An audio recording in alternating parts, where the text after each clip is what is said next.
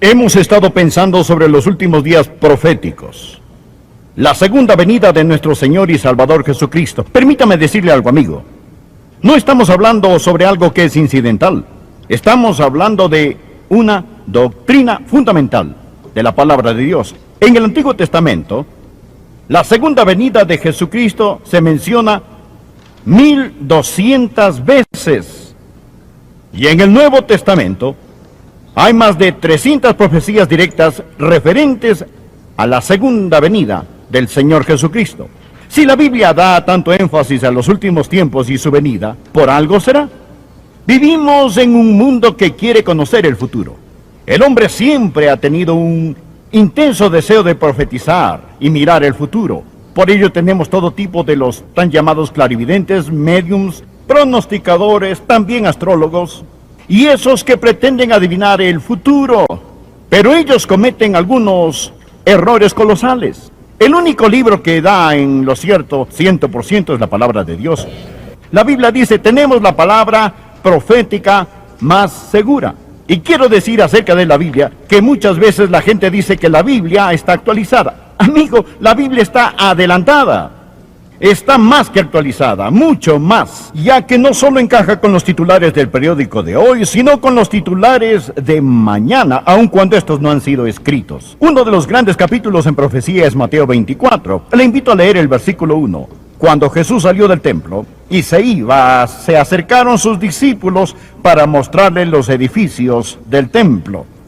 Respondiendo él, les dijo, ¿veis todo esto? De cierto os digo que no quedará aquí piedra sobre piedra que no sea derribada. Si usted visita Jerusalén hoy y va al monte del templo, usted dirá, sí, Señor, tú tenías toda la razón.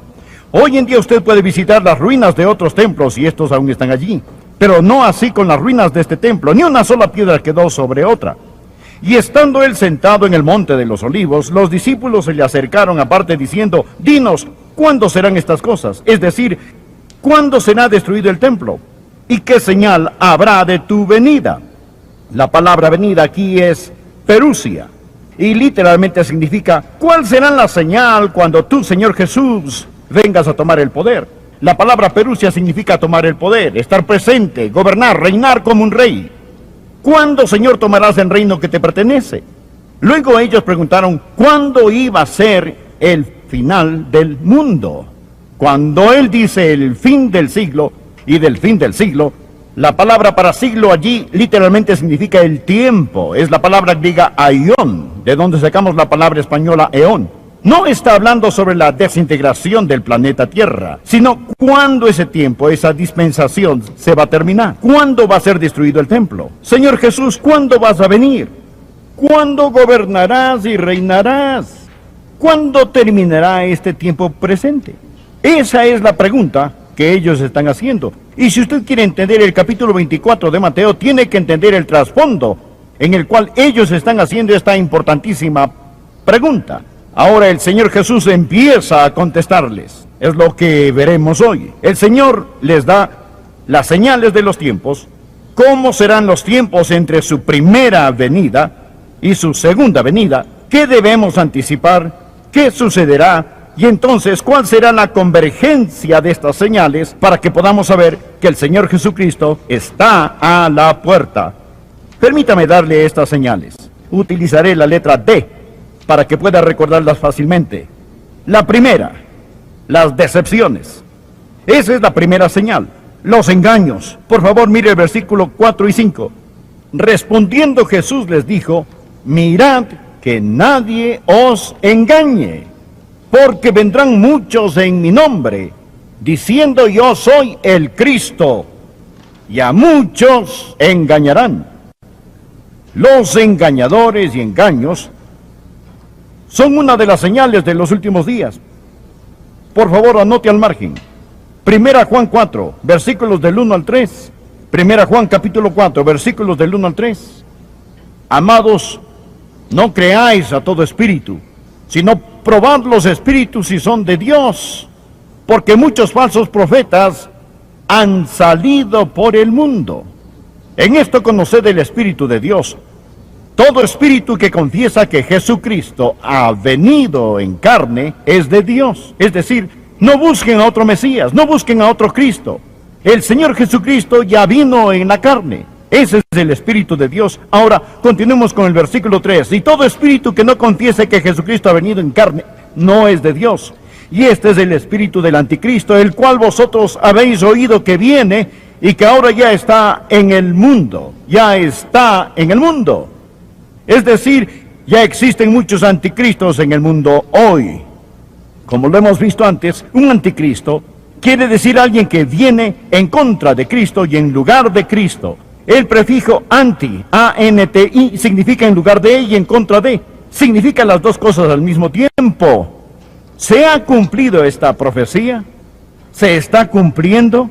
Bien se nos dice que en nuestra generación, muchos de los que tenemos por lo menos 50 años, no todos, pero muchos, en los últimos 50 años, no menos de 1,100 personas realmente importantes han declarado ser Cristo.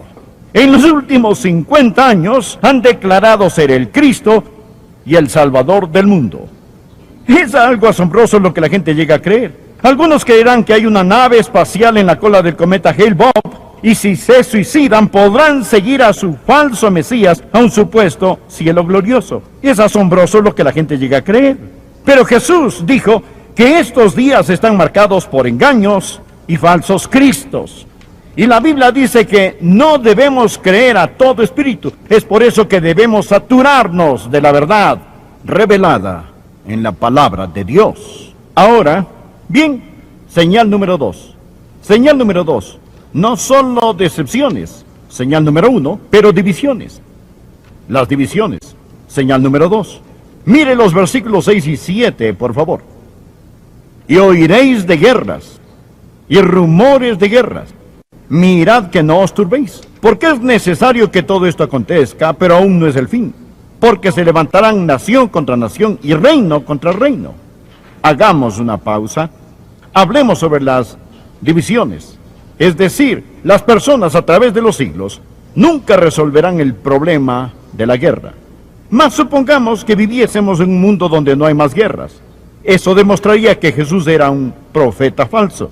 Pero hemos estado plagados por problemas y por guerras. Y al acercarnos al final de los últimos tiempos, vemos más y más guerras en número, en intensidad. Déjeme decirle que desde la Primera Guerra Mundial hasta el presente, ha habido por lo menos una guerra todos los meses. Ha habido un intento, desde la Primera Guerra Mundial, un promedio de uno mensual, un intento por derrocar el gobierno de algún país, ya sea por guerra, o por terrorismo, o por cambio político, económico, racial o religioso. Nuestro mundo está en un estado de enemistad. Piense sobre lo que está pasando en nuestro mundo de hoy. ¿Sabe usted que en los 6,000 años de historia humana, se estima que por lo menos 600 millones de personas han muerto en guerras en 6,000 años? En guerras. Ahora escúcheme. La mitad de ellas murieron a partir de los años 1900. Desde 1900, tantos como murieron en la guerra, por lo menos la mitad del total de los que han muerto, es igual a la misma cantidad que murió en todos los 6,000 años de historia humana. Vemos lo que sucede en el mundo hoy. El terrorismo se expande, los secuestros de aviones, los bombardeos, los asesinatos, los sabotajes, por todo lado. Hoy cuando pasamos por el aeropuerto nos revisan corporalmente. Tenemos que sacar todo lo que llevamos en nuestros bolsillos solo para atravesar ese magnómetro que ve si estamos portando algún contrabando en particular. Hemos visto lo que ha pasado recientemente en los Balcanes, lo que está pasando en Zaire. Ahora, vemos lo que está pasando en este mismo momento en la ciudad santa, en Jerusalén. Es el cumplimiento de las profecías. Zacarías capítulo 12, versículos 2 y 3, escúchelo. He aquí yo pongo a Jerusalén por copa que hará temblar a todos los pueblos de alrededor, contra Judá en el sitio contra Jerusalén. Y en aquel día yo pondré a Jerusalén por piedra pesada a todos los pueblos. Amigos, esa escritura se está cumpliendo ante nuestros propios ojos. Vaya a casa, tome el periódico y léalo. Nuestro Señor en primer lugar dijo que habrá decepciones. Segundo, que habrá divisiones. La tercera señal, habrá desastres. Leamos los versículos 7 y 8 del mismo capítulo. La última parte del versículo 7, y habrá pestes, y hambres, y terremotos en diferentes lugares. Nuestro Señor Jesús miró por el túnel del tiempo, y el Señor Jesús sabía que el hombre, con todo su ingenio, sabiduría e ingeniosidad, con todos sus conocimientos agrícolas, no podía resolver el problema de la comida. Él sabía que el hambre se extendería por toda la tierra. ¿Sabe usted que hoy, en esta tan llamada sociedad moderna, estamos pasando por un tiempo de hambre inaudita? Debido a dos razones. La primera es la agricultura en sí misma. Hemos violado los terrenos. Ahora, la capa superior de la tierra está gastada. Y la segunda razón del hambre no es la agricultura, sino la guerra. Jesús nos acaba de hablar sobre las guerras. E incluso en los lugares donde tenemos comida, no podemos hacer llegar estos comestibles a las personas debido a las divisiones en esos países, lo que empeora el problema.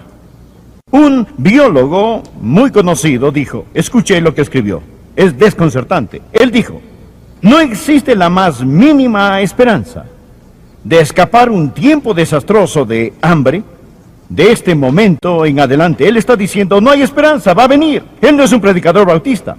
Él dice que es espantosamente claro que la batalla por alimentar al hombre terminará en una derrota. Es decir, perderemos la batalla. No solo la perderemos lentamente, sino estrepitosamente. Otro dijo, el planeta Tierra no es más que una sociedad que se pueda alimentar.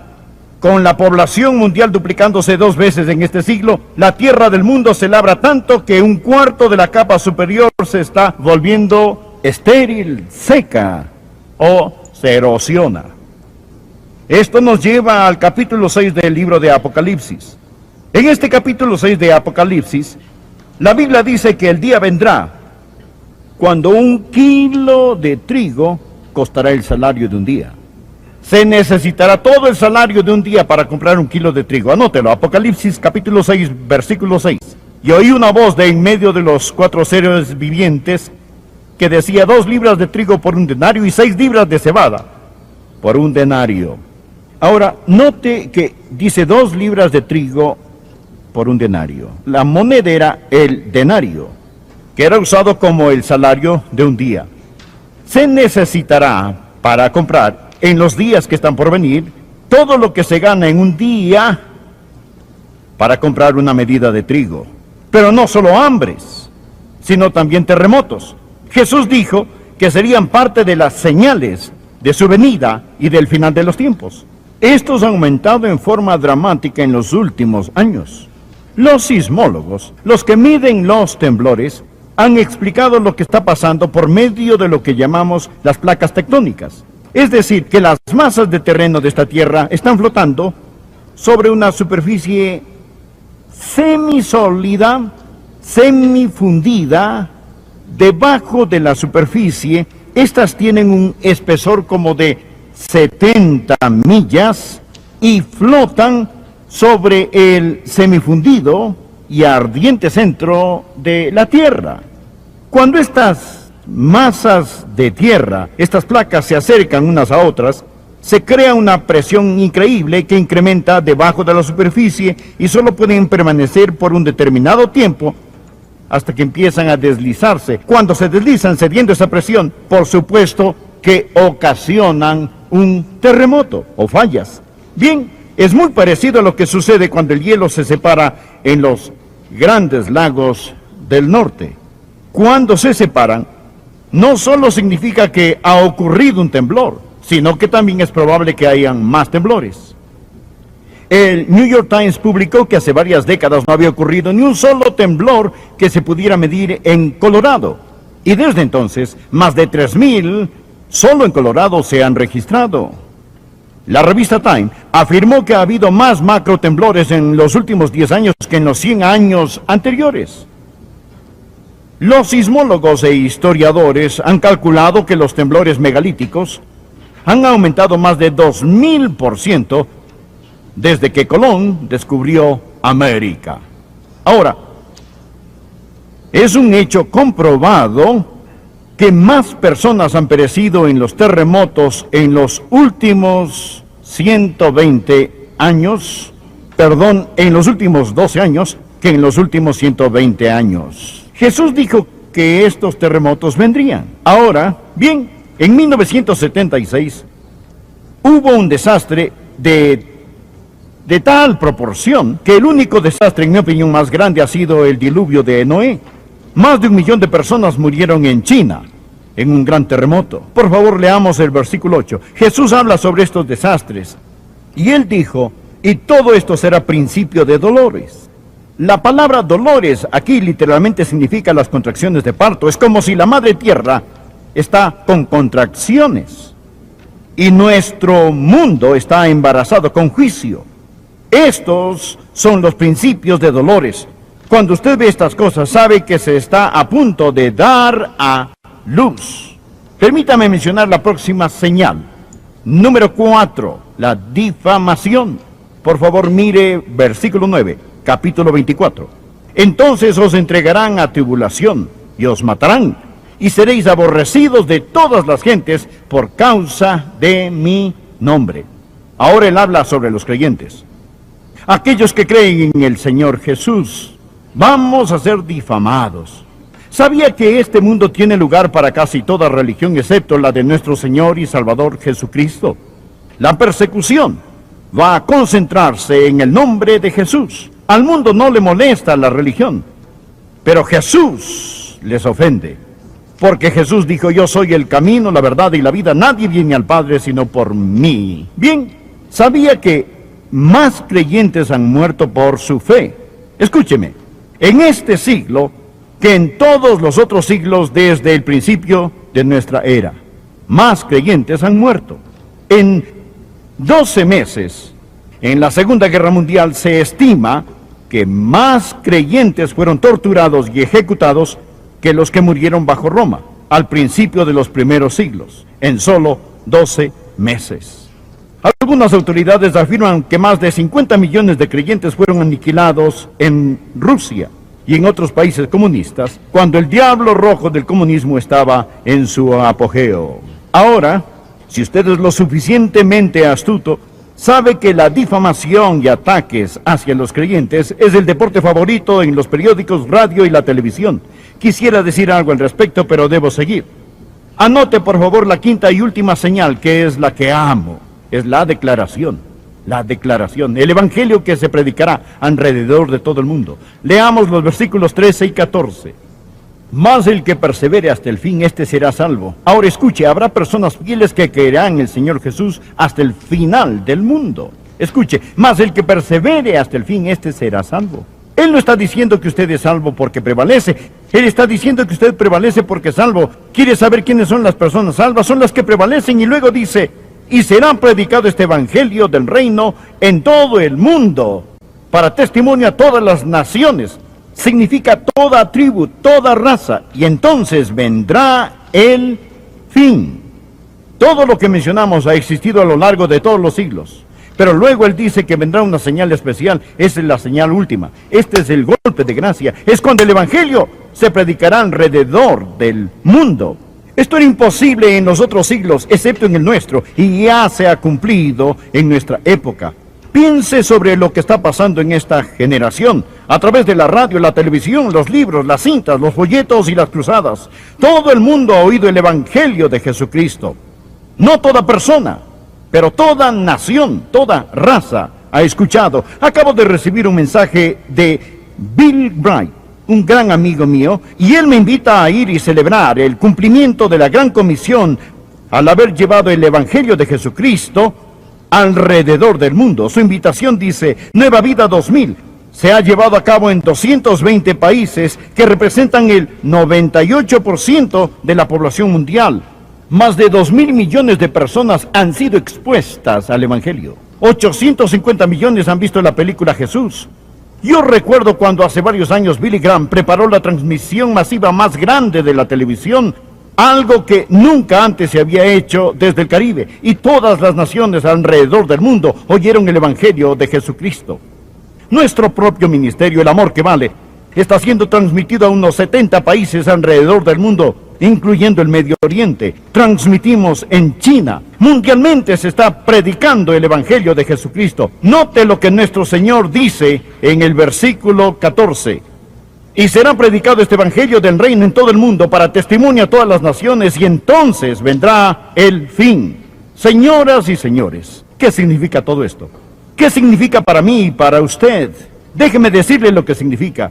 Significa, en primer lugar, que usted puede confiar en la palabra de Dios. Significa, en segundo lugar, que Jesucristo está por regresar. El fin del mundo está por suceder, y será mejor que traigamos gente a Jesucristo. En tercer lugar, significa que aquellos de nosotros que conocemos y amamos al Señor Jesucristo debemos estar creciendo en nuestro caminar.